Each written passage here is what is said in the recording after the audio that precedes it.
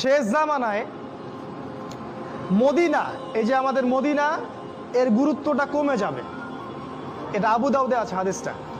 মদিনার গুরুত্ব কমে যাবে, মানুষ মদিনাকে অতটা মূল্যায়ন করবে না। মানে মদিনা থেকে বিশ্বের সবকিছু নিয়ন্ত্রণ করা হবে না।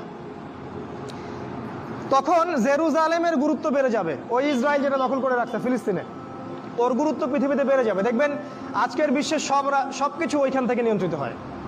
মিডিয়া বলেন, প্রযুক্তি বলেন, রাজনীতি, অর্থনীতি, সবকিছু ওইখান থেকে। সারা বিশ্বের মূল জায়গাটা এখন জেরুজালেম। নবীজি বলেছেন যখন এই অবস্থা হবে তখনই মালহামা শুরু হবে।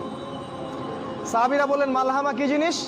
নবীজি বললেন এমন যুদ্ধ যে যুদ্ধে 100 জনের মধ্যে 99টা মানুষ মারা যাবে। 100 জনের মধ্যে 99টা সৈন্য মারা যাবে।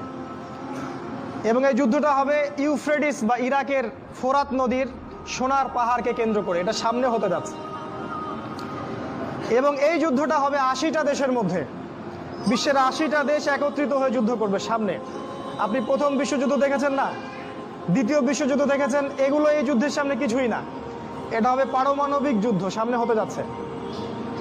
এবং প্রত্যেক দেশ 12,000 করে সৈন্য পাঠাবে এই যুদ্ধে। এরা সবাই মিলে যখন এই যুদ্ধে অংশ নিবে তখন এরা মুসলিমদের উপর ব্যাপক নির্যাতন চালাবে। সামনে হতে যাচ্ছে এটা। আগামী 5, 10, 15 বছরের মধ্যে আল্লাহ ভালো জানেন। আল্লাহ ভালো জানেন, আমাদের অনুমান 10 বছরের মধ্যে হতে পারে, 5 বছরের মধ্যে হতে পারে। নবীজি বলেছেন এই সময়, এই যুদ্ধের শেষের দিকে আল্লাহ পাক মুসলিমদের ত্রাণকর্তা হিসেবে একজনকে পাঠাবেন, যার নাম হবে ইমামুল মাহদি, যিনি মদিনা থেকে আসবেন। মক্কায় তার সাথে মুসলিমরা বায়াত করবে এবং তিনি মুসলিমদেরকে নেতৃত্ব দিবেন। এবং এই যুদ্ধের শেষের দিকে মুসলিমরা বিজয় লাভ করবে এবং মুসলিমরা কনস্ট্যান্টিনোপল জয় করবে এবং ওই জেরুজালেম তারা আবারও জয় করবে, যেটা ইসরায়েল দখল করে রাখছে। এবং সেই জেরুজালেম থেকে ইসলামী খেলাফত আবারও প্রতিষ্ঠিত হবে।